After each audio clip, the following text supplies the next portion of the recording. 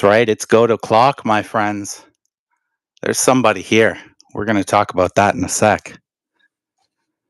Hello, everybody, and welcome back. This is the OverPower Mountain podcast, and I am your host, Marcel, the greatest OverPower player of all time. Are we in the eye of the storm? Like, not the DC event set, but the actual storm. It feels like we've walked through a storm to get where we are right now, right here. Calmness for a moment, though. I find it a second for myself to reflect.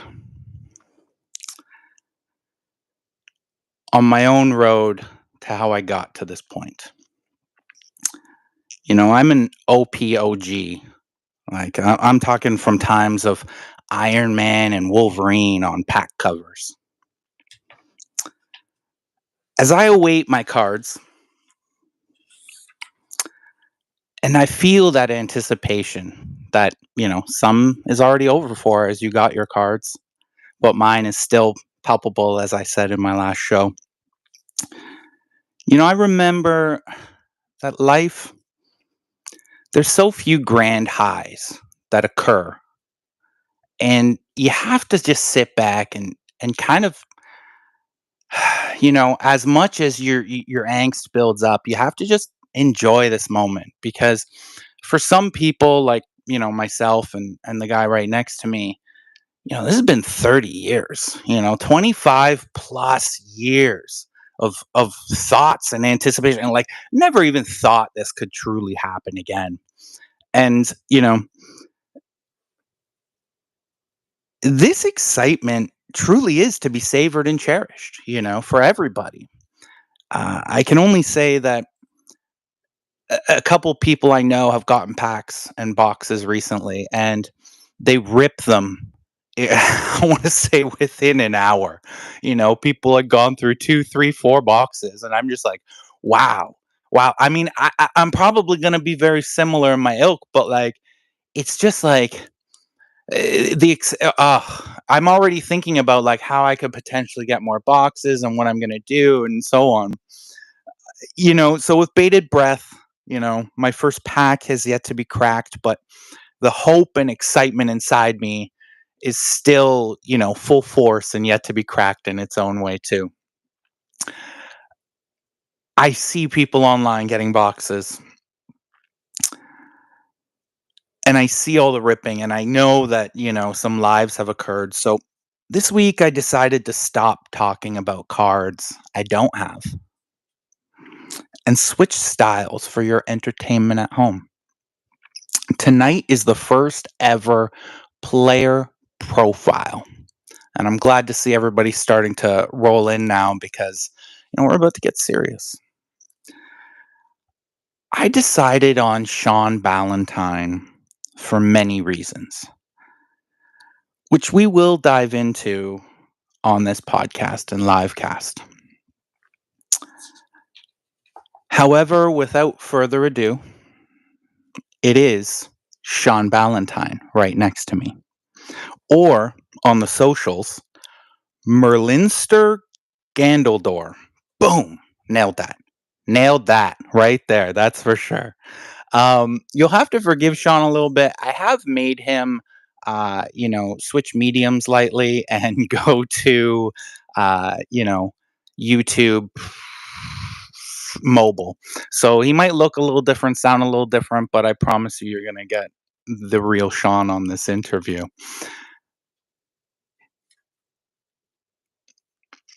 Welcome, Sean, to the OverPower Mountain podcast. But everybody knows how we start the show here. And of course, that's with the news. Overpower. Overpower news. So as just mentioned, cards are showing up all over the internet. Live streams are happening, photos. It's awesome. I have legit been on hiatus from all socials for over a week. And I'm going to continue to be on hiatus because I want just my own, as we just mentioned, personal excitement as, for my own personal moment of opening packs. Yeah, I kind of know what the images are, but I just don't want anything to really be taken away from me. So I'm probably going to be on hiatus for a little bit longer, but I did manage to rumble up some news for you as well right now. So till I get to crack those packs and provide you with those amazing break episodes that I promise you will be unlike anybody else's. This didn't really actually happen the first time around in Overpower. There wasn't really much internet, as they say. So spoilers were actually very, very hard to come by. I want to say the biggest spoiler moment that ever happened in Overpower was a leaked Marvels set, PDF that kind of had the cards that were thought about being made as the final Marvels Overpower set. But that's literally the only spoilers you would ever get. There was no going on the internet and seeing everything, let alone videos and so on. So this is, a little bit new for me as we enter into this new era. Um, you should be getting your card soon. That's pretty much all I was trying to get to in terms of that news. They have said that pretty much everything is out and shipped. So imagine it's coming. You should get it in days or by next week. So, in other news, Savage Dragon is back in Overpower to be released in the to be announced set of Top Cow. I really thought he was already in there, to be honest with you. I didn't know this was a new IP, but I'm glad he's back and I hope he's better because, just giving him that little 3 to dance with in Legacy Overpower was just tough. He just really never really saw the light of day, truthfully.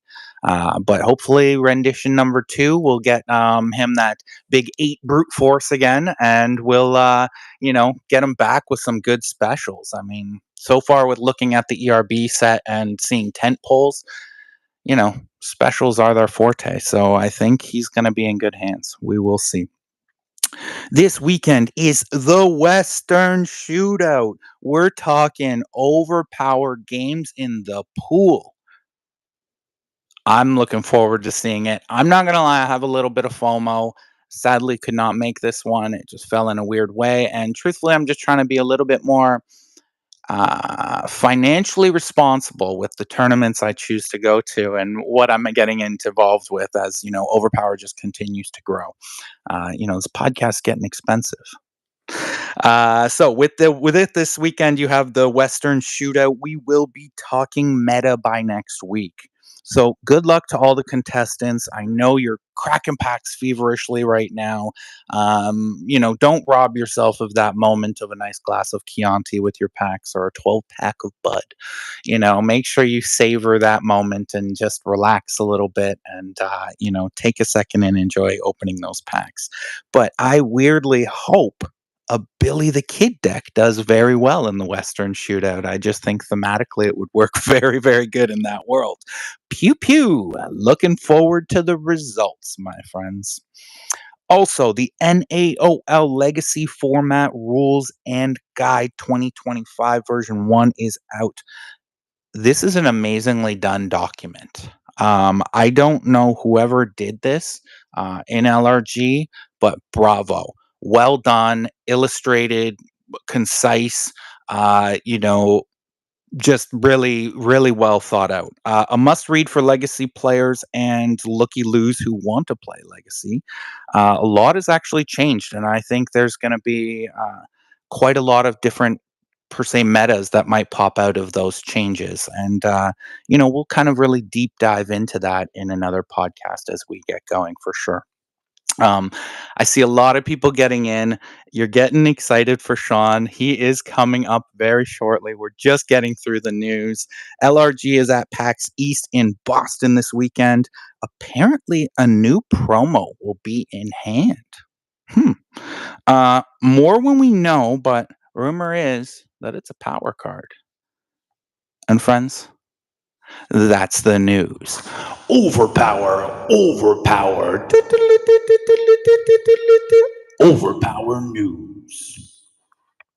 So This episode is about to get into a different place.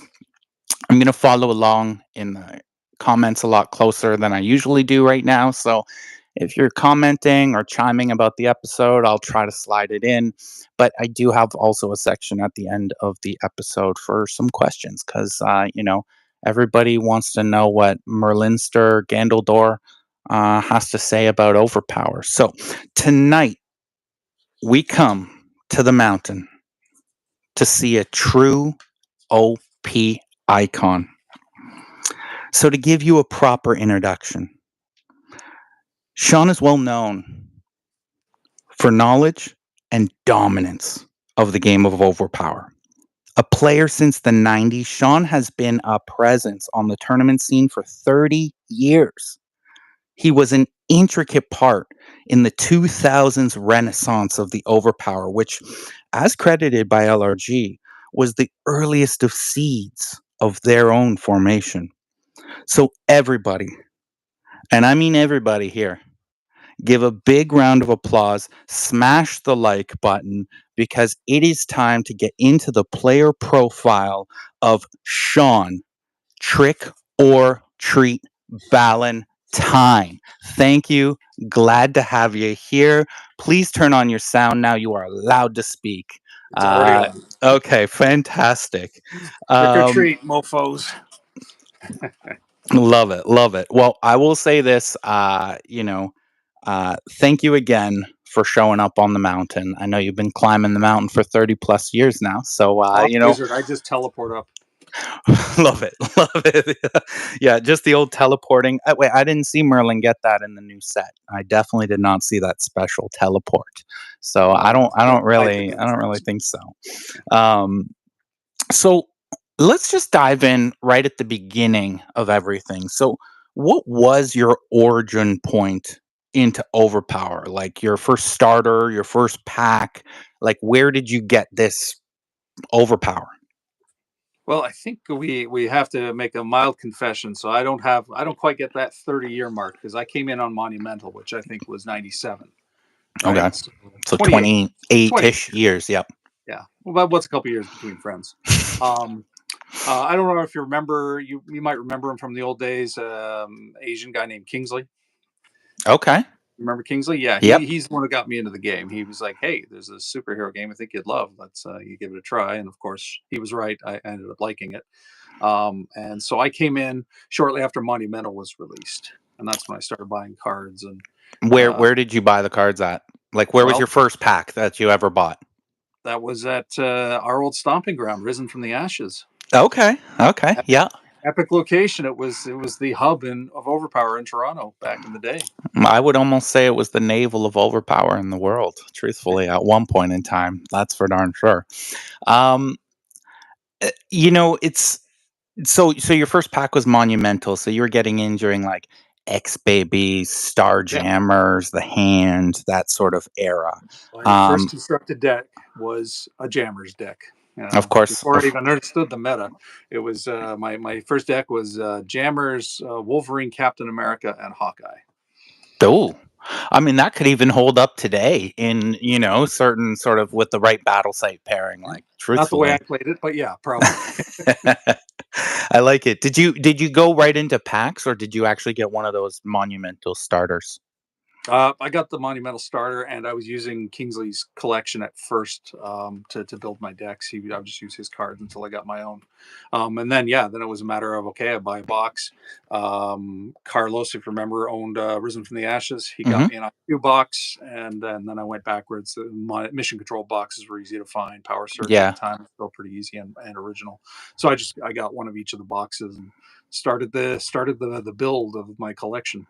You actually came in, if I think about it, at a really good time where you could still actually locate product because it wasn't until IQ that, things got a little bit scarce, at least with like their first run until like they did a second and third run. You could, Yeah, IQ get started it.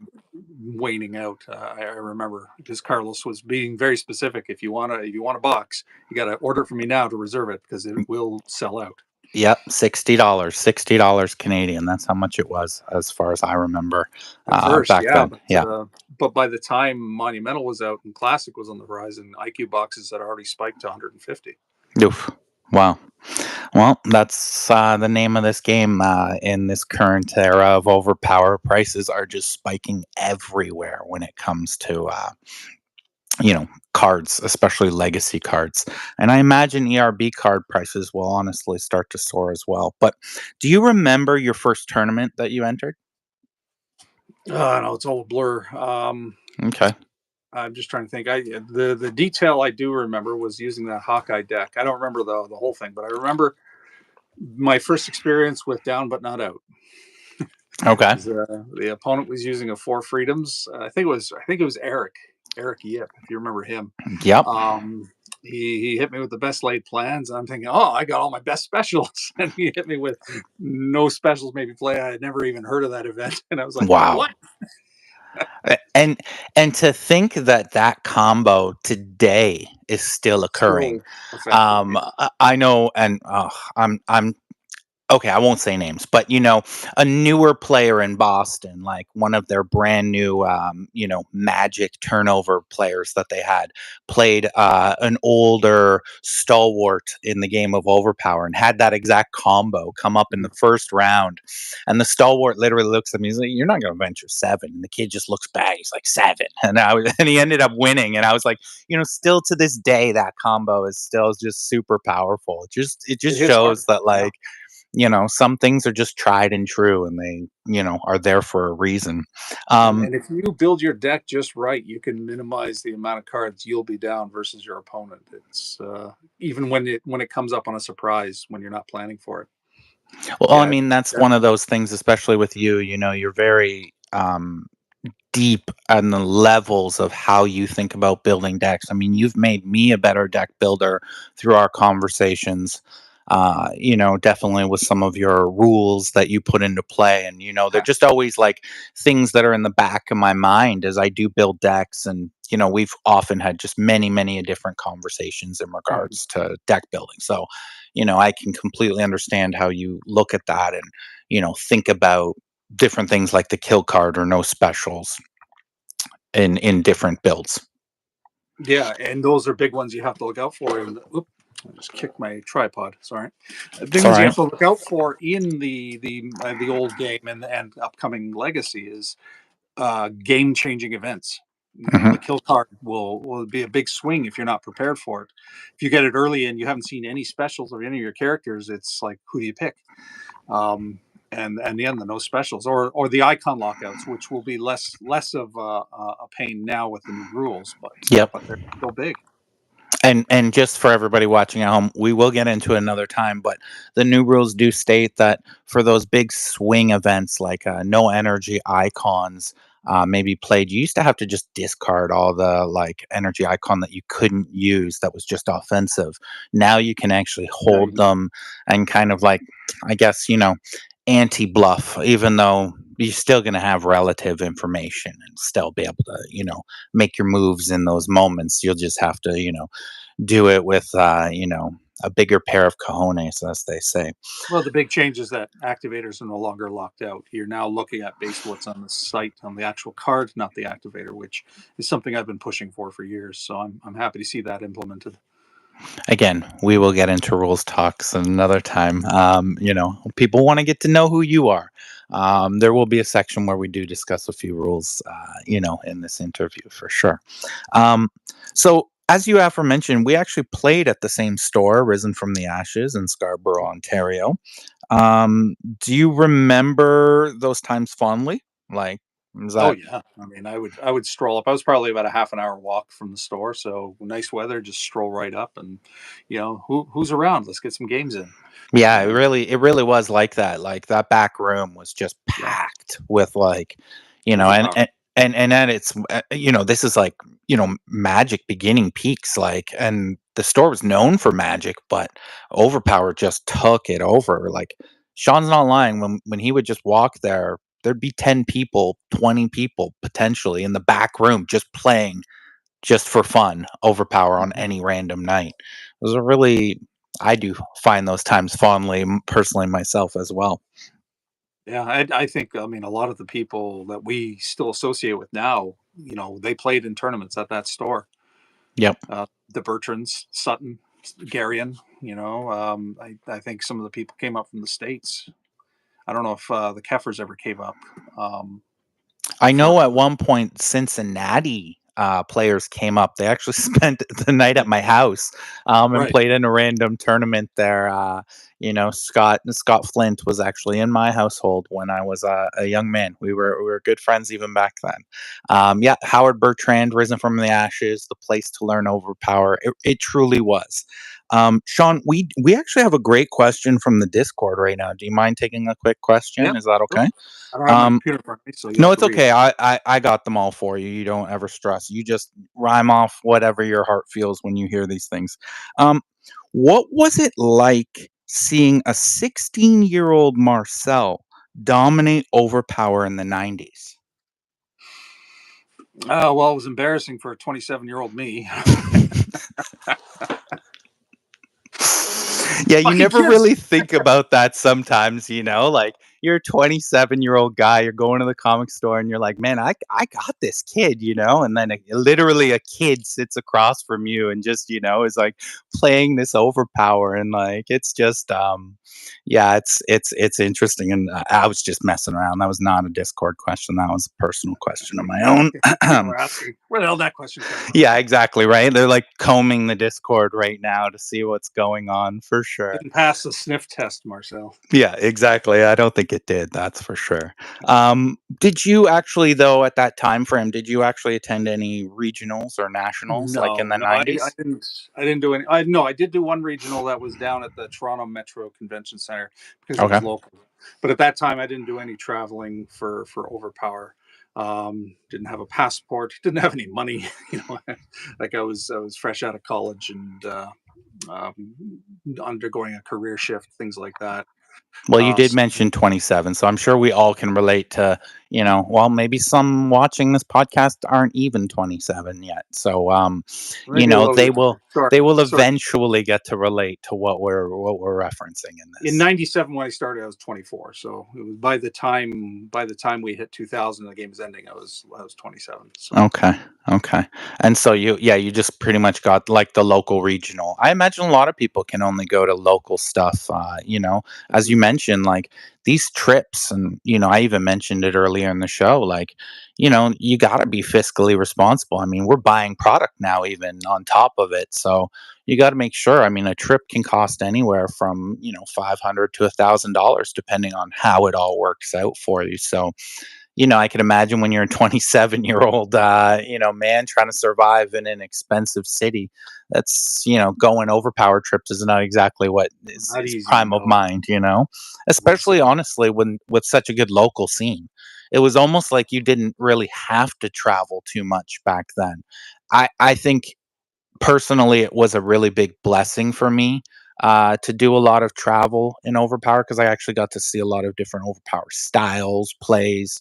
Um, you know, I'm, it was really good in that respect. But again, that was only because I akin to Mike Sutton and basically Yeah, just said, "Oh, you're going? Okay, I'm jumping carpool. into your trunk." Like wherever I need to go. I'll eat soup for the whole Even now, that's the way trip. it is. It's like, Howard, Tyler, can we Yeah. hitch a Yeah, ride? Yeah, exactly. Because it's as much as we love this game, it's a pastime, it's a passion, it's something we do yeah. because we really truly enjoy it.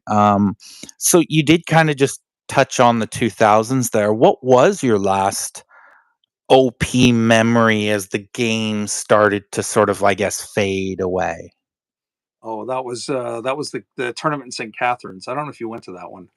Um, it was I think they called it the OP Cup. I can't remember that. It Was might it have been at some. their actual house? No, no, this wasn't a Bertrand thing. This was official. Okay. They had rented a hotel. The actual Like the OP hall, people. right? I think I They went. rented a hall. I think I did end up going to that. I'm not gonna lie. I think I legitimately wrote a check, which I don't think ever got cashed. I think it was the first time a check was accepted to enter an overpower tournament. As we all, I was a young young man at that point. So hopefully you didn't win that check, Sean. If you did, I will send you the $20. that No, I owe I you from didn't win back then. squat in that event. I didn't win squat. What I won, however, was a great memory. um, you weren't there for my explosion, but I know a lot of people watching might have been. I was in a tense game with one of the Cincinnati guys, Miles. I think Miles Head, and it was like this literally last hand where we're down to the wire, and he hits me with a spiritual victory. Right, he hits me with thought Oh, adventure, and then I throw an ally for the kill because my plan is to follow up with the -6 adventure. I was running Doctor Doom. Yes, I ran Doctor Doom in the old days, and but he took the hit on the ally, which KO'd his character, thus ending the game immediately, and thus winning venture. And when I realized the boneheaded move I had done, oh. I literally jumped up. I was like, just screaming the profanity all over the place. Just Miles told me later he thought I was going to punch him in the face, but then it was like this massive outburst, and I remember people still remember that. Well, even in the comments, actually, a couple of the Bertrands are here. They were Yeah, clearly remembering it. It was March Madness March 2000, Madness, that was it. apparently. Yeah. Wow. And I mean, you are actually kind of lightly well known for your Oh, expletive yeah, my rants that outbursts. occur My when outbursts. certain things happen. Yeah, Let's just say that. So interesting. You actually went to that last tournament, and that was yeah. pretty much your last. I guess. I guess that really was one of the last I think that was the hurrahs last and the official last event ever. kick, Yeah. the last scream, the last hiccup, whatever you want to call it. So some people who follow like the history of the boards know, and some people don't because they're getting into this game and they're brand new. We talked about how, you were one of the forefront leaders in the renaissance of overpower and, the seedlings into LRG and what we all are literally getting right now in the mail. Mhm. Um, but what sparked you to bring it back in the, mid early 2000s with Jack? What just Well, sparked that moment? there wasn't a spark for me, at least. It was a culmination of 10 years of continuous play. I don't remember if you remember Lorne. He was one of our Yep. regular players. He was into it as much as me. After the game died, and like you were gone, and the stores were gone, and there was literally nobody who had cards. It was just me and Lorne, and so we spent almost a decade just experimenting. We would get together once a month. We'd play, okay, let's build 10 decks each and round robin the decks. We would spend 18 hours a day playing Overpower, once or twice a month. And then we started coming up with like, well, let's fix the game. Let's come up with all these rules and stuff like that. And then eventually I found the Palatinus Overpower forum. Oh yeah, Uh, yeah. that was like 2008, 2009. And that's where I met Jack and the others. And then we learned Jack was in Toronto as well, and his brother and his cousin. And what happened was, this was late 2009, it's like, hey, let's get together and do a meetup. It wasn't a Okay. tournament, but it was a meetup. And I still had Mike Sutton's email, so I had emailed Mike Sutton and say, hey, we're doing a little get together, and if and I mentioned you. It's like, if you know Marcel, if, or if any of the others from the old days, let's get together. And so Mike was all in. So we rented a guy I knew had a photography studio. Yeah. So he often rented out for acting classes and things like that. And he had a long table, and he was a Magic player, so he understood. And Okay. so yeah, we just rented the. He gave us the price for songs, like $5 an hour or something like that. And then we had 9 people show up. And Not and is that not the picture on Toronto Overpower, that's the the one. home Yep, base? The yep, that's the actual one. first day that meetup, right? That's the very Wow. first meetup. See, like Um, stuff like that, a lot of people don't even know, like what a historic moment. It's actually captured on an Overpower card. on a If you card, yeah, happen to have that, you could go into your collection right now and actually look at that moment we're discussing. So you got up to 9 people for this yeah, initial sort of get together, half Palatinus forum, half personal people you knew, and kind of just pretty like much. said, hey, let's all just bring decks and try to remember how to play Overpower and, beat each other up sort of idea. The people who came that day, there was myself, Mike Garion, John Ellis, R.I.P. He passed recently, but Dan McGlynn, Darcy McGlynn. Did I say Jack already? Um, Teddy, his cousin Henry, and who am I missing? I'm missing one more person. I don't know. We might have to eventually go to that home base. I'm sure somebody in the You'll have to look comments at the can pull picture. it. Somebody in the comments will do that for us and pull that But home yeah, base out and find that last name for sure. and and from there it was simply a matter of saying, hey, who's up to do this semi regularly? And then it was like, yeah, let's do it. And then eventually we decided, let's try a tournament. And Hmm. so we contacted Harry Tarantula, if you remember them. Yep. I used to run tournaments for them back in the day, and Leon, who owns the place, he's like, "Yeah, I don't mind. Let's do a tournament." He wanted a cut that was reasonable, and but he As also they wanted always do. stakes. And then Yeah. we had 14 people show up out of the blue for that, and that's when Larry came back in, Larry Van Etten, Orange King. Okay. Yeah. And Larry was not aware of the Marvels. That was a funny moment that he was most annoyed at not having heard about the Marvels. But then when we showed him what it was, he was like, "Oh, really interesting." Mm, And he you- started printing up and giving out Marvel prints with his Overpower sales. Yeah, we're gonna get into that in a sec. Hold on, don't jump the story too quickly here now, okay? Right. So you basically said you met Jack on the Platinus forum, as you Yeah. just mentioned to us, and a bunch of other people, and I was even a part of the Platinus forum. It was actually really, really, you know, good place for overpowered, get together and knowledge and everything at that particular time. Um, what inspired you though with these few couple like get-togethers and now you're talking to Jack? What inspired the moment to just say, "Oh, you know what? We're just gonna create this last overpower set, the Marvels, and we're just gonna do it." Like, what was the moment? Like, were you and Jack just in a conversation? You're like, "Let's do this," or like, were you at a meetup and you're like, "We need new cards"? What happened? All most of the credit goes to Jack for spearheading that. But yeah, the idea was, we've got these crappy little paper slip printouts, Mm-hmm. and it would be nice to play with real card stock. And then I think Jack just independently, happened to look into, oh, how much would it cost to get cards printed up, and what would be the process, and what company would be best, and all that sort of thing. And he had a couple of mock-ups done of various cards, just to try them out. He had his famous zero per deck, eight multi eight, Yeah. things like that. And then from there it became a matter of, just like, okay, well, what would be the logistics if we printed up a couple of sets just for our little group, right? So we Mm-hmm. didn't want to attract the attention of any lawyers to give us a cease and desist. Yep. I had to keep it personal and small like that. But yeah, and then Jack did the work. He did pretty much all of the artistic work. He did the cards. He found the art he wanted. My role in that was the money guy. I was the one who imported the stuff. So I put that up, and then I did all the shipping out to the people, and kept the money. We agreed that we were gonna take a loss that we could weather, so we could prove if somebody came knocking, we're not profiting. This is a Yeah. very limited one-time thing. We're doing it for fun. We're doing it for our group, and that sort of thing. And it was, we agreed never again. Now it blew up. We were figuring, yeah, maybe a dozen people are going to want a copy. And the next thing we know, that we had 120 orders. And it's like, "Ooh, okay, Well, I we're quickly." remember you even contacting me and going, "Hey, this guy who lives out in Calgary says he knows you. Is it okay to sell him a couple like sets of Overpower?" And I was like, "No, I actually know that guy, and he's a really nice guy. You could definitely sell him a couple." Um, with us talking about that set, did you ever think that the set you made back then would now be worth $400 plus on the secondary No, market now? that's my retirement fund, I guess. But no, well, I mean, nobody was expecting the game to grow back, and we figured it would be a couple of dozen of us, and that'd be it. It would fade. It would, Right? the Overpower Renaissance, even not counting LRG and BMG and their acquisition for real. The Overpower Renaissance lasted longer than the original run of the game, Yep. twice as long before they brought it back officially.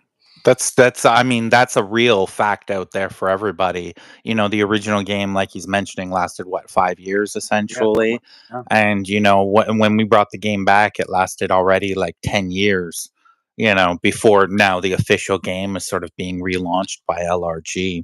I remember with those blackback sets, I remember a phone call between you and I, and you were like, "Oh, I just don't know what to do. Like, I just have like 8 more sets and they're just sitting here and I need to get rid of them because I don't want them. Like, I already have what I want." And I just need to sell them. Like, they're just $20 each. And I remember thinking in my head, like, oh man, I don't need any more of those. I got my one, plus I got another from another person. I was like, I don't need those. $20. Ugh, I would have just now, I'd be like, I'll take them all, Sean. I'll take them all. Every single one you got. I'll take every single We one. capped how many we were printing, but we knowing we were doing that, we also Jack and I discussed it. We wanted them to be play sets, so multiples of cards like Daredevil's 1 to 9 or Doctor Strange's 1 to 6 Yep. Void. They you got 2 or 3 instead of just one, so that you'd have to be scrambling for multiple sets. So you got one, you got a play set. You didn't have to worry. Which I actually loved. That was actually one of my favorite things about, what you did, because, and I mean, there were some cards where I think, you could have done more, you could have done less, give or take here or there, but it really truly was a play set. Like, any of the big cards were done in multiples. And I think the art he really chose was fantastic. Thank you, Jack, out there. I hope you're listening. I will send you the link afterwards to make sure you get to view this. You're getting talked about highly at this moment in He time. gets due credit, yeah. He's also the one to credit for the trend of videotaping the matches at tournaments. He's come up with. Correct. Still actually on YouTube. If you look up, it's like a black circle. It says Overpower. I believe it's actually just called Overpower, is the title of the YouTube page. And a lot of the old Renaissance matches we're talking about. Horrible audio, no commentary as they do now, but you really actually good games visually. I actually just recently watched one of our finals games, and I believe the Overpower Championships that you and I had, Sean. Sadly, I We've believe I won that one, the one that I was watching we've in crossed paths a particular. few times. You're gonna Yeah. have to note it down. Speaking of us crossing paths, though, um, do you remember how you re-met me and the Mhm. kismet of the timing of everything? Well, Do you, that was absolutely crazy because the same thing happened twice between after moves. So Mhm. yeah, you and I ran into each other. I can't remember where it was, but it was downtown somewhere, and because you were living at Bathurst and King, I think, so right down there. And it was like, hey, let's get together from Overpower, and you're, oh well, maybe you were humming and hawing, doing your usual hum and haw, Yep. but we exchanged info, and then nothing came of it. And then for the people watching, I'm just out in my neighborhood strolling around, and I see the guy walking a dog, and I'm like, I recognize, hey, it's Marcel. It's like, and it turned out that Marcel had moved into my neighborhood after that initial meeting. Yep. It's like, well, let's get together for some overpower. And he finally, he's like, all right, because he was around the corner, a literal 5 minute walk. He comes over, and then I guess I reignited the spark because, built a deck for you and you played it. It's like, oh, that was kind of fun. I You remember did, again. yeah. I believe you handed me your Avengers Mansion deck, and there was like double shots in it. And I was like, "This is where Overpower went to. Like, what did I miss? What bizarro world have I entered where this is a deck that is competitive?" Realized it was not my style and moved on from there. But no, it was a great moment. I believe I actually shunned you off even one more time with my dog there, and I think it was like a second time you saw me like months later in the neighborhood again. You're Kept like, "Hey, man, bumping into like." you. Yeah. No, seriously, like, let's get together and play. And hey, honestly, without you, I mean, I wasn't even thinking about the game again. I mean, I was enjoyed and, like I said, had fond memories. But without you, hey, there'd be no Overpower Mountain podcast right now either. So, everybody out there who's getting their new cards in the next week or so, or watching this show right now or on a rewatch, they all need to thank this man right here, because it seems like he's at the precipice of everything, and then the beginning of everything. So, personally, thank you, Sean, for bringing it back into my life, because, like I said, it's always been a passion, and it's even become more of a passion now, as with the podcast and just with us in general playing a lot. And thankfully, I do have you as one of those players to play off. And I will say, you're one of the very few players, and it's not just because we have such a big, long history between us, but you're one of those few players who just play so differently. You just play such a unique style, I guess you can say, that I'm always nervous to play you in a match. But we're actually going to get to that in a few minutes, so let's not dive into that just yet. You Um, heard it here, folks. The yeah, goat is nervous against the wizard. always, always, you know. Um, the infamous MOE set. Were you Mm. involved? Vaguely, not a lot. Joe did ask me to come up with a couple of cards. I was opposed to it. Um, Not the creation of the set, but the timing of the creation of the set. Okay. I have felt for years that a rules reform was the first priority. Hmm. Uh, and I had been pushing even Jack, and it's like, let's fix the game. We have the opportunity now. Let's fix the game. Let's clean up all the issues. Jack was opposed to it. So I didn't get anywhere there. I talked about it all the time. Anybody who knew me through the years knows that I would not shut up about fixing the fucking rules. Pardon the F bomb. But Yeah, there was a couple car rides I wish I had chosen the back seat. I'm just kidding. I'm just kidding, buddy. I'm just messing with you. I'm just having fun. um, and it was the same when MOE came on. That was Dave McMillan's spearhead. He wanted that out, and I had arguments with him at the time. I said, "It's like, listen, rules first. Fix the rules before you Yep. create new cards. Otherwise, you're just creating new cards into a broken system." Yep. And and MOE's got some good stuff in there, but I think overall it's a bloated set that didn't have a lot of it didn't have a guiding principle really. It was just, let's make some cards. Well, I And think it was I so think, many different designers, right? That like there yeah. was just no real overhaul structure to it that I could really see. And I S- think I think it was rushed. Like, having everybody contribute in a brainstorm session and an early round, 100%. But everybody's got to have a thick skin, and you got to be mhm. willing to distill the ideas down to the good stuff. Yep. And it just seemed ultimately that MOE was everybody's idea got through with a little bit of tweak here and there. Even my ideas, like the ones I put forth, I figured they'd be voted on. And they just, like, the 3 card ideas I gave to Joe, he just ran with and put. And it's like, okay. Well, I mean, I'm sure ultimately, what 3 cards did you create in the Emily set? Just Uh, I'm sure everybody's curious now. Mine were the Cape Citadel ones. The one for Okay. Grey King, the pre-played negate. I was pushing for a full negate for Grey King, so Okay. that What does the like card say? it's the Dracula one. Play current during battle, and then you can discard it to negate a non-numeric effect. It's the exact same as the Dracula negate. Grey King has that. I didn't even know he has that. Yeah, Grey King has Grey King has basically that. a Drac negate. Yeah. Man, I got to relook through this set. Okay, what were the other two? The other card, the one that I liked and I've used is the one for Crux. It's a 2 multi. It's a 1 protect, 2 multi, and every frontline teammate can make a follow up attack. Okay. Yep. And the other one was for landslide, and it's a great battle site card. I was testing it out. It's a 1 protect for remainder of game. The landslide strength power cards must be defended twice, No. Wow. which That's actually really powerful. Yeah.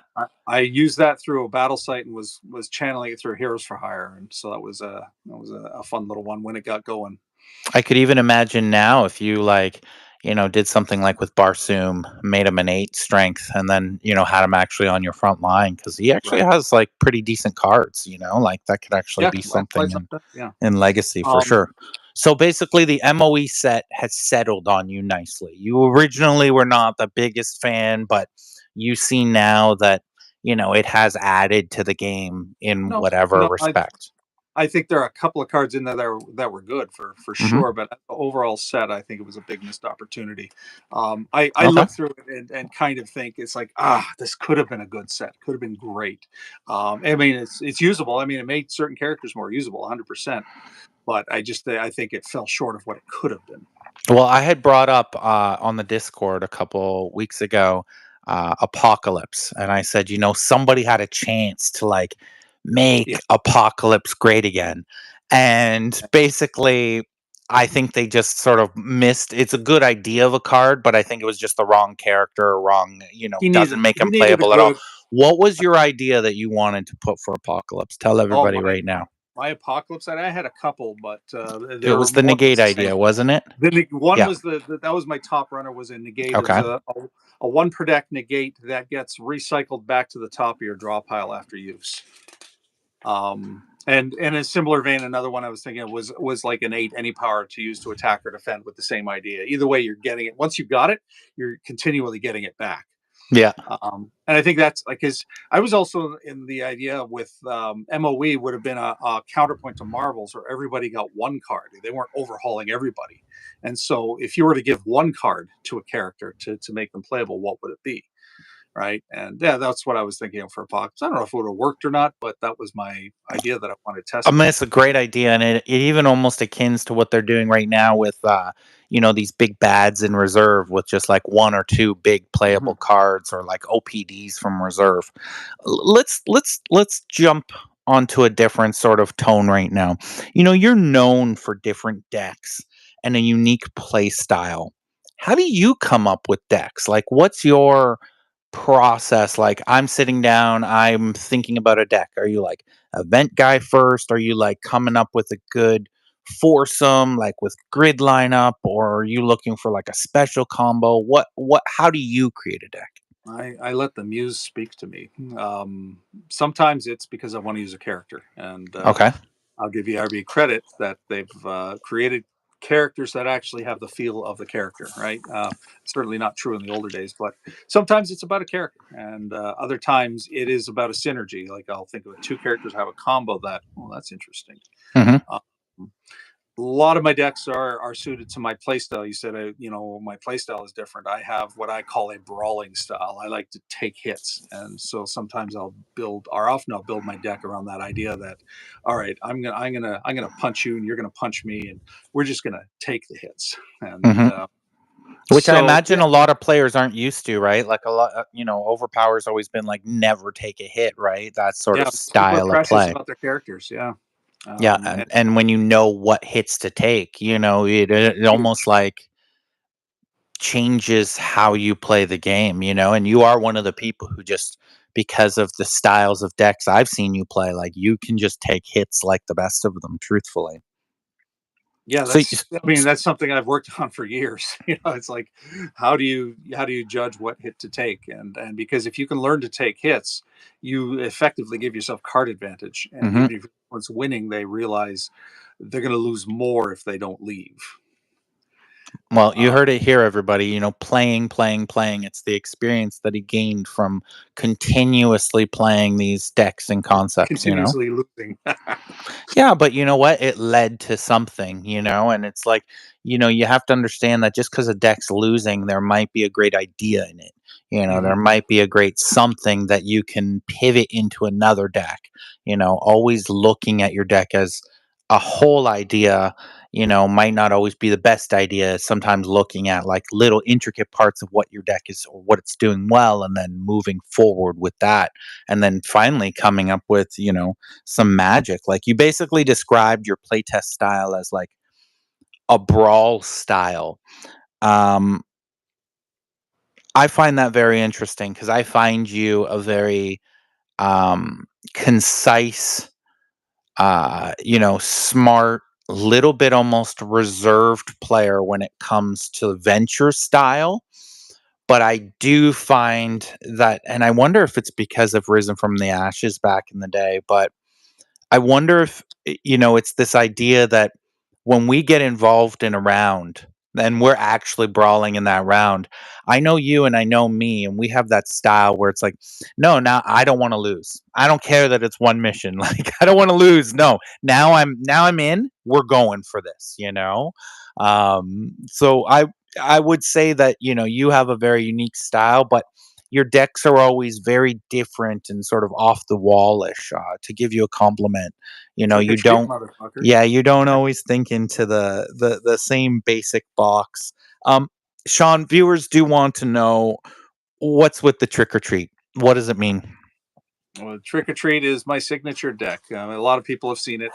Um, I designed it. I'll tell you what it is in a second. For those who don't know, I designed it back in the day after Duncan Ewan won the last major national, and he was all uppity about how good his deck was and how he couldn't be beaten and all that. His deck was X Babies, Marauders, Heroes for Hire, and the Flash. Back when Marauders Vertigo was still defensive, and everybody was shifting everything to the X Babies. The So I shift created era. The shift the era, we'll shift. call it. Yeah. And so I created the counter to that deck, which was a max six deck. It was the X Babies, Ghost Rider, Morbius, and Spider Woman in reserve. and the idea was it did the same thing. The shift decks would just take hits. They would vertigo Mhm. everything to the least damaging place, and then just take the hits and get that card advantage I was talking about earlier about knowing how to take hits. So I learned to do it without vertigo. And it was a matter of I built a deck that could soak the hits. You had Ghost Rider, you had Morbus. Your opponent was basically forced to put attacks in a certain way, Yep. um, and but with the two negates and two more from, because I ran the Outback as a battle site, I had negates coming up the ass. So, it was like, all right, ally to X babies. They okay, Vertigo shift, Morbius negate, get rid of that Vertigo, and Duncan would be like concede. He would be terrified to play without the Vertigo, and I would just kept negating his Vertigo, putting him in a place where he couldn't defend anything. And then he was realizing he was hitting me, and it was like, it's not doing anything. I'm gonna put two eights on Morbius. I'm Yeah. still got, you know, and so that's how that deck came to be. And he couldn't believe it. It was like, how am I losing to a Max 6 deck? This is my tournament deck. So that I is the mean, that's origin of Trick or intimidating when Treat. you sit across from a Max 6 deck and, the guy beating you up in your face just goes, "Trick or treat," like, it's just an intimidating moment, that's for darn sure. There, there was an epic game. We had a meetup, casual meetup. It wasn't a tournament. I think it was at Heroes World. I don't know if you remember Andre. He was Heroes World Mhm. up in Markham, and it was just casual meetup. And I think Jack got this on camera. I was using the Trick or Treaters versus a guy who was using a minimum 8. It was like Juggernaut, the Thing, the Hulk, and I think it was Morlocks. Big And bruiser team, yep. yeah, just bruisers. And I ended up pushing him to power pack and beating him even in power pack with the trick or treat. And it was like, wow, I Just just kept absorb, soaking the absorb, hits. absorb, absorb. I know there's a famous, story of, I think it was the Peace Bridge tournament, and Phil Keffer was playing against you, and he had told me that at one point in the game he looks over and X Babies just had, I think, like 29 points of damage or something on them, and he was Possibly, just yeah. like, "How did that even happen? Where I let it get up to that crazy level?" But it's because you Image know what inducer. to take. Yeah. You also know which hits to take and how to sort of survive in those moments. And for the Uh, record, Phil did beat me in that game. That was the first Peace Bridge because that's the only time I ran trick or treat at a tournament. That was the No, I first one. was referencing this one was in the one that just occurred where he actually won it.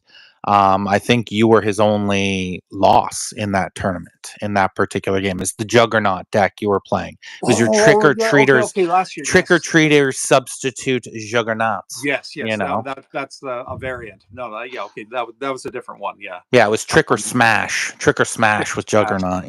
No, the Oh, very first Peace Bridge, I ran the proper trick or treaters, the Max 6. I still came in third with that, so I was wow. not too unhappy with the performance. I mean, I've definitely had to, lose a few games to that to even understand how to play against it. Let's jump to another idea because I know a lot of people know you from the Discord. You play a lot of pioneering online OP on Discord. What's the difference you find in like an online game versus like reality play in a tournament? Well, reality is always better Hmm. because you're across from the person. Looking online when I was doing it at first, I have a new setup now which is far superior, but I had a laptop and I had kept raising the lid and lowering the lid to because the camera's on the laptop, so I had to lower the lid so that I could see my opponent could see my cards, but when I wanted to see my opponent's cards I had to raise. So that was an absolute pain in the ass. So that wasn't fun, but even with the Hmm. new setup, it's like you're not getting the full game. When you're playing with somebody in person across the table, you can read the body language, you can see their cards properly, you can look and see what they've placed as opposed to having to ask them. Because sometimes when you have to ask a question, you're giving your opponent information, right? Yep. If I have to ask what that card is or what's going on, what the missions are. Whereas if you're playing in person, you can just glance and not give your opponent anything, and it seems subtle, but that can make the difference. Well, I'd actually just recently tuned into a game of yours on Discord, and it was the exact pivotal moment where, you look down on your side of the board, and it was like middle of the round, and you realize, like, I have the time traveler negate for Yes. the event. Why didn't I negate your no specials? And then you just went on one of your beautiful, two to five Beautiful. minute profanity rants, Yeah. which, I wish I had recorded, just for this moment for everybody. Yeah, But, I was playing Dave, and yeah, that was just so but it's stupid on just, my it's part. tough, right? Like I can imagine not seeing all the cards, not knowing what hits are. Hopefully one day, we can get to the level where there's actually like an online overpower game, that we can ultimately just have on our mobile devices.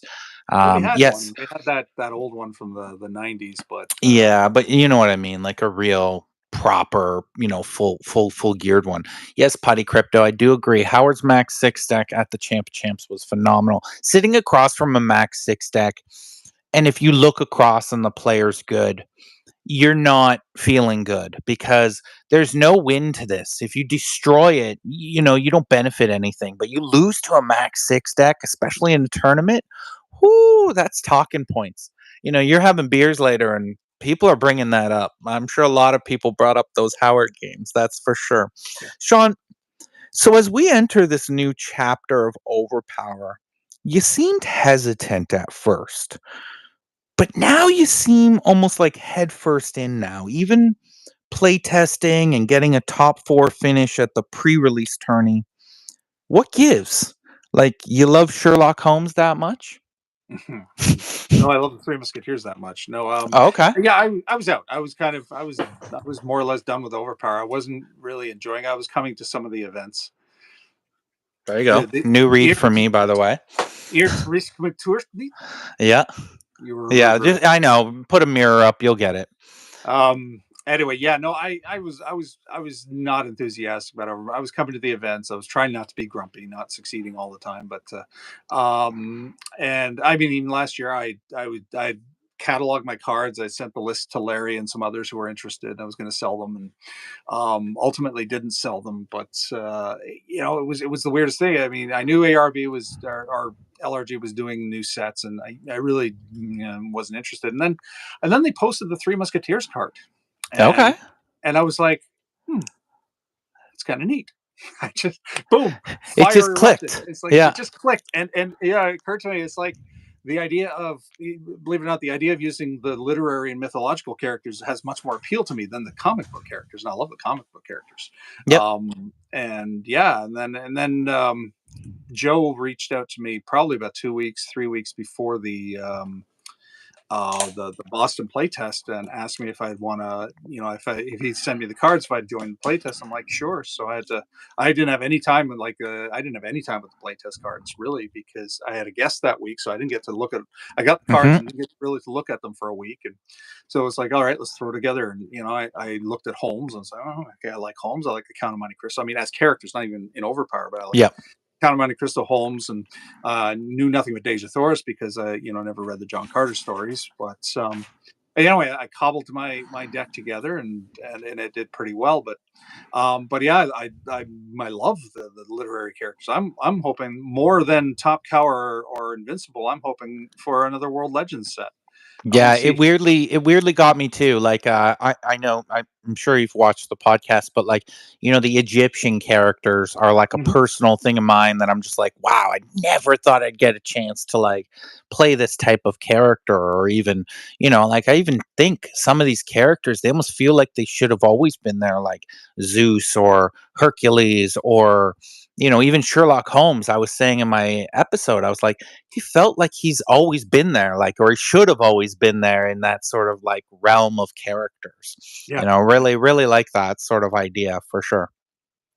So yeah, no, that's what got me back, and it's like, okay, I don't agree with all of the rules changes they've made and all the things they've done, most of it 100%, like 80-90% of what they've done, and the direction they're going I like. Um but I like the characters. I like some of the things they've come up with. I've got a Camelot deck that I'm really enjoying. I just my only gripe is that I've had to put Billy the Kid on my Arthur Lancelot Merlin deck because Mm. Morgan Le Fay won't fit. It's like, damn it, almost a perfect Yeah, you team. can't have the real true Yeah, foursome. Yeah. So it's like, come on, let's get a cheap Sir Percival in there so I can have my Holy Grail deck, things like that. But yeah, that appeals to me much more. And from what I've played, I haven't gotten a chance to test all of them out, but what I've played, I like how the characters play. They have actually done a good job in terms of, and Joe says this on his promotions, like evoking the feel of the character. And it's like, okay, yeah, so I'm going to give him that, and it plays out well. Well, you're getting some likes here in the comments. Traveling Goof says he'd 100% love to see another World Legend set as Yeah. well. I could just, I mean, we could name off so many. I mean, they even Oh, still had 100%. like Medusa, Grendel, like these sort of ideas that Where's could my have Wyatt Earp? just, yeah, yeah. I mean, Wyatt Earp would be perfect. Doc Holliday. I Doc mean, Holiday, Wyatt Earp, rest in Mike peace, Val Clanton. Yeah. Kilmer. Phenomenal, phenomenal. You just brought it up a few times here now. The rule changes lately seem to be coming very fast, especially with NAOL and Legacy, and Mhm. even with the modern change. And they seem very familiar. Any thoughts on any of that? Well, a few of them are ideas I've been pushing for years. So yes, so I'm happy to see they're finally catching up to me. Little moment of arrogance on my part. Yeah. Hey, Um, sometimes it takes a while to catch up to great minds. That's why people watch this show because they're just always trying to get to the top of the mountain and understand what it's like breathing this thin air. and there's quite a few things that they've done differently I wouldn't have done, but I have to admit I like and simultaneously dislike the multi-power power cards as one per decks. Hmm. I understand it. I think it's good, and I their logic about removing the fusion rule, that's fine. The thing I don't like about it is I'm now always missing the dupes. If I'm holding a multi and a non-multi, I miss it every time and have to pitch one mid hand. It's like, oh, I'm going to renege so much just for that one I rule. know it's going to take a while just to sort of get these like light little things down for sure. Yeah, Mike Sutton is in the room. He he is is. in the Hello, chat Mike. right now. So thank you for joining us, Mike. You were brought up earlier in this podcast. You've always been an amazing person to me, and you're also one of those people who was without you, there would be no Marcel as well. And I know without you, Sean wouldn't be half the player he is because he would have nobody to play against. Yeah. So It's you, me, and Mike are literally the only Toronto players now that we know of in our circles. yeah, There used to be more than a dozen of us, and now it's like, where's everybody? I can only imagine though that will change. Like I said, in a podcast recently, I was at the local 401 games and just talking about the game to the guy as I was buying product, and he was really through the roof about the new IP.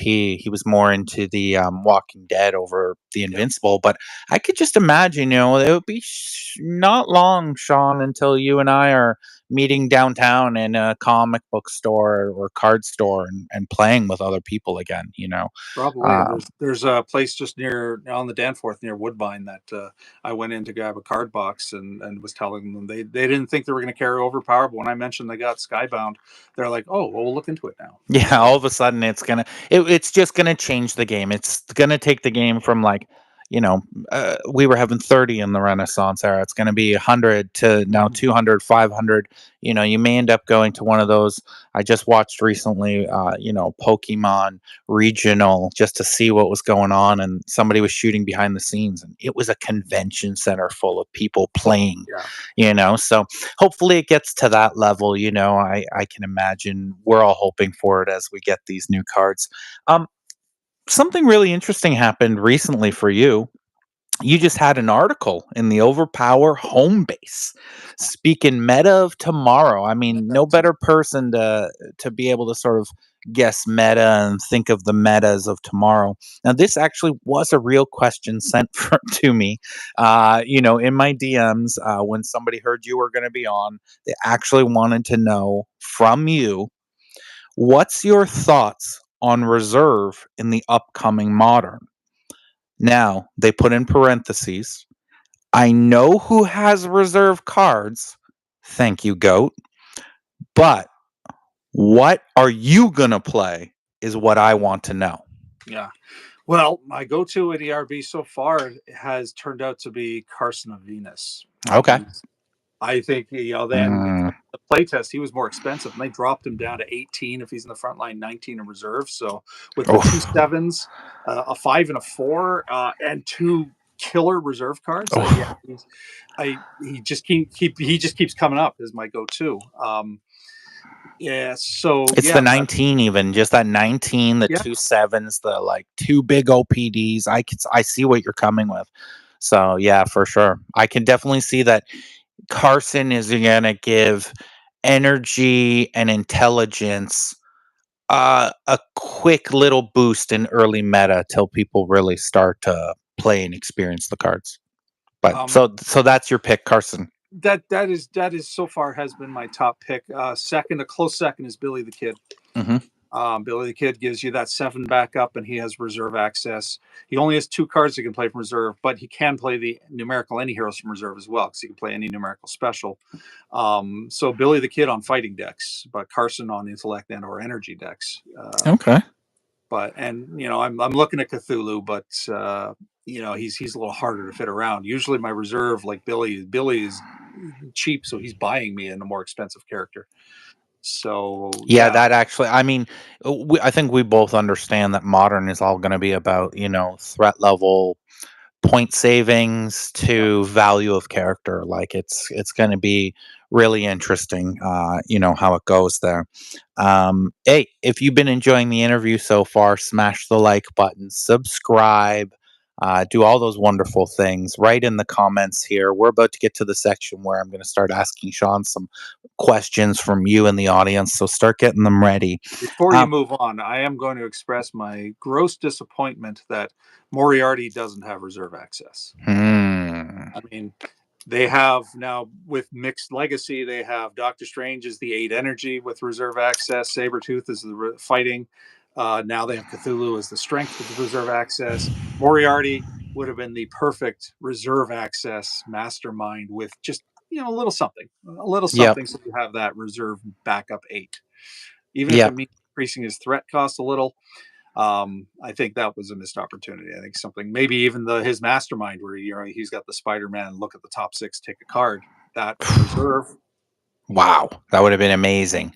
Yeah, Amazing. Who knows? Maybe in the new Invincible set, they'll do like, Cecil will get an 8 or something, and he'll be yeah, able to yeah. sort of do things from reserve. We'll see. Cecil, a candidate Intellect for the or reserve. intelligence really does need a reserve something. But again, like you just said, they just got Carson. Yeah, but And I'm talking a reserve eight specifically, because then I know all what you're the, referencing. the icons will be covered. Yeah. Um, you more excited for Fun Legacy or Big Money Modern? Um, Big money modern. And it Okay. has nothing to do with the money of the tournaments. It has to do with the new meta, with seeing all the new stuff. None of the existing cheese that I'm fed up with. No more Cadillacs. Somebody will eventually come up with the new Cadillac. That's fine, but in the meantime, I want to. I'm looking forward. I said it in my article. I'm looking forward to the Wild West. I'm looking forward to just this whole new game with all the new ideas coming in. So yeah, 100% modern. Interesting. I'm going to change the next question because of what you just said.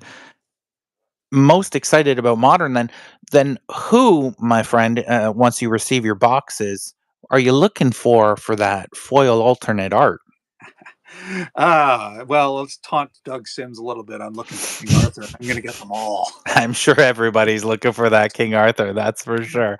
But Um, like which one I mean, I don't know the images yet, so I'm not saying per image, but somebody I guess who you think you were going to play a lot and sort of like want that well, cool character given card. given my alter ego, I have to get a Merlin. Um, but yeah, Yep, I can imagine. Merlin, Holmes, and of course, I guess the Three Musketeers, because they're the ones who pulled me back in. I guess that sort of falls into my next question too is like who is going to be your sort of modern tentpole at least in your early testings for the first little bit in tourneys like I'm you saying Sherlock a lot, is that who you're Yep, thinking? Sherlock. I've got a Sherlock deck that I'm really liking. It works well in both Legacy and Modern. And I've got it's not the character so much as the home base, the land that time forgot. I've been experimenting with that. I did during playtest. I had a good land with that Time Forgot deck, otherwise known as the Underworld, during playtest. So now that certain character threats have been rearranged, I can pair more with that, because the land that Time Forgot is a 3 threat cost, so Hmm. you It's can't pair. expensive. Expensive, yeah. But the one I had, which worked really well, was um, I can't speak. It's okay. Robin Hood, Billy the Kid in Reserve, Robin Hood, Tarzan, and Deja Thoris. Um, and that still fits because Billy's been dropped a point, even though Deja was raised a point, so it Hmm. still fits. But it worked out pretty well. But I'm thinking, take out Deja, put up Korak. I got another variation with Tarzan in reserve because he has reserve access. So I'm playing with that. But I love that home base. Um, yeah. Okay. Well, I really want you to dig deep right here, right now, if that's okay. The people at home, they really respect your deck building, especially in coming modern. Um, is there anything, and give the people something here, maybe not your number one idea, but give the people a little something. They came to watch you. Is there anything in ERB World Legends that you've seen, like broken or overpowered cards or overpowered character or combo, that you want to point out first? And we'll call it the Ballantyne combo or the Ballantyne character. Uh, Broken. I think the Count of Monte Cristo is probably close to being broken. Okay. He definitely tested well. They nerfed him a little bit, but he's got to draw. Draw cards are going to be more powerful because negates are limited. Hmm. And I mean, something I wish they hadn't done. I wish they had left the draw cards to the Cataclysm any heroes and had no instant effects like draw threes or draw fours. So draw cards, I think, are going to be they're going to be tough to beat. And I believe it or not, I'm loving the Time Traveler. The Time Traveler's ability to wipe out your opponent's 3 place cards. That's That's gross. big. That's And big. I will just throw out a correction as well for everybody watching at home. I did say the Time Traveler was 16 in my last podcast. He's actually a 18. 18 threat level. The other correction I'll throw out at this moment as well is I mentioned that Mathematical Genius by Moriarty was a 1 per deck.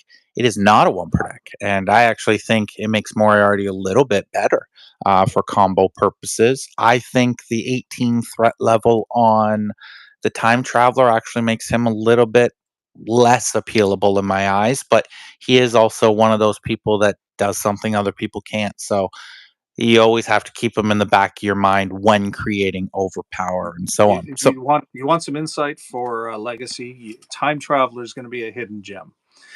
His ability to negate events, it's okay in modern, but in Legacy, the ability to cancel those events, and you pair him with the fatal attractions and set your own best laid plans with the event negator, so you can wipe out your opponents. And even if he doesn't play one, if he's onto you, it doesn't take up a placing slot, so you can just put it down there. And if you're not me and don't forget that you have it placed, um, especially on the you most brutal event of all time, no yeah, specials. Like no you think special. that's the moment you'd be like, "Hey, I have this character here that's in this deck just for this exact Just for moment in this exact time." reason, yeah. So let's not Um, forget I've got it. Too bad you But couldn't travel back in time, and having a time traveler being able to wipe out your opponent's key event, which Mhm. is a lot of decks are situated around that one event.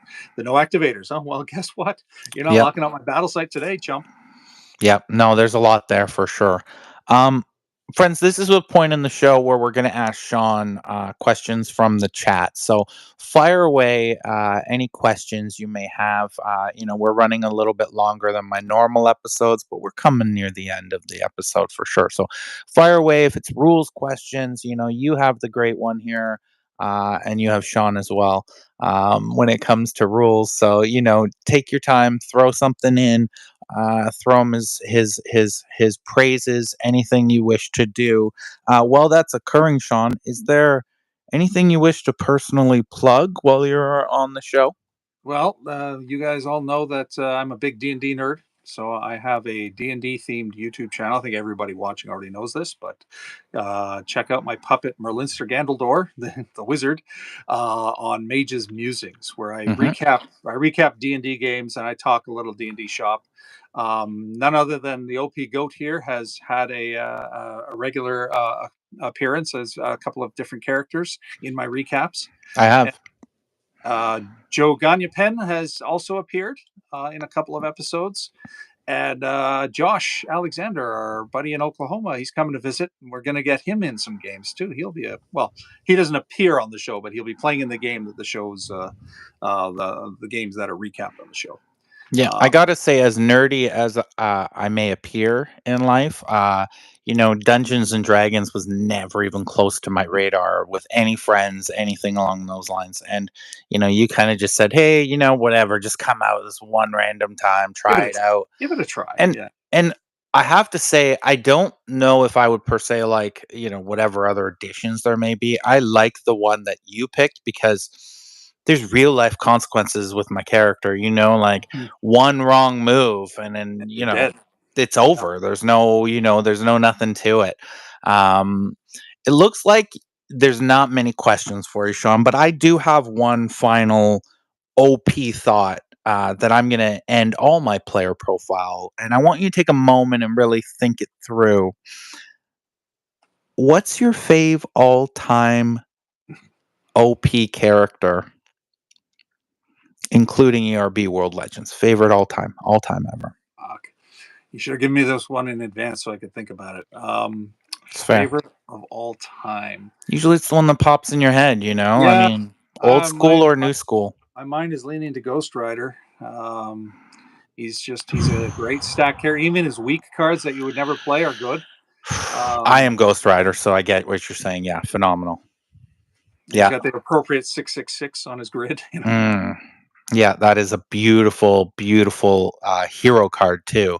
And Yeah. his, like you said, his inherent ability is just phenomenal. There is a question here actually for you if you have a quick sec. What Mhm. would you be running at the shootout this weekend if you were going legacy wise? And that's from Andrew Taylor, Overpower Prodigy. I would take my Zeus deck. I have a mixed Zeus deck. It is X-Man, Zeus, Holocaust, 3 grid Spider Woman with running any heroes and the 20 years of Overpower. Um, and yeah, with the land that time forgot as the home base, and Okay. it slams hard. It slams hard. I think that probably answers, the Game Master LLE's question, which is, what's the closest you come to sort of like a modern caddy? And, I imagine what you just described probably hits very similar to it. You know, Traveling Goof wants to know, and thanks again for the post on Facebook, Traveling Goof. I'm glad you got your, Spartan card there. The big Leonidas. It looks like it went to the right home. That's for sure. What advice would you give to a new player? Experiment, play, and don't be afraid to lose. Okay. Loses The losses are going to be where you earn your chops, but analyze your decks, figure out how you lost, like, because as you start getting used to it, you will eventually you can start pinpointing the decision you made that cost you the game. The ripple, you'll start seeing the ripple effects Hmm. of, I attacked X with that level 1 power card. I should have attacked Y, and it's like, or the hit you took that you shouldn't have, or the hit you defended that you should have taken. You can often see the ripple effects. So yeah, don't be afraid to lose. And a lot of people get demoralized, and I know I swear up a blue streak when I lose, but when you're new, that's the key. Is like, don't take it personally. Just play to play, and don't be afraid to lose. Just look at how you lost, and that'll make you better. I actually say that a lot to people, who have gotten to like play a game on camera.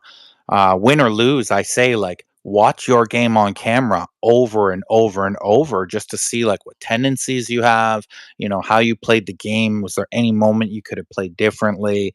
That concept. So yeah, I agree with you. Just play, play, play. Yeah, It's, play. we strive it here on the podcast all the time. It's experience will get you those feelings, those moments. and experiment with characters. Give them a try, even if you're not quite sure about them. Just give it a go, see what happens. Because some characters have some interesting synergies that don't look good at first glance, but when you see it in practice, they just play so well. Yep. I There's no no other way to explain it. It's just like something doesn't look good, but it just pairs with another character. We talk about my trick or treat deck. It's a max 6, but the synergies between those characters allow them to punch above their weight class. Okay, final thought here for you, and this one's just for your own fun. Dream IP.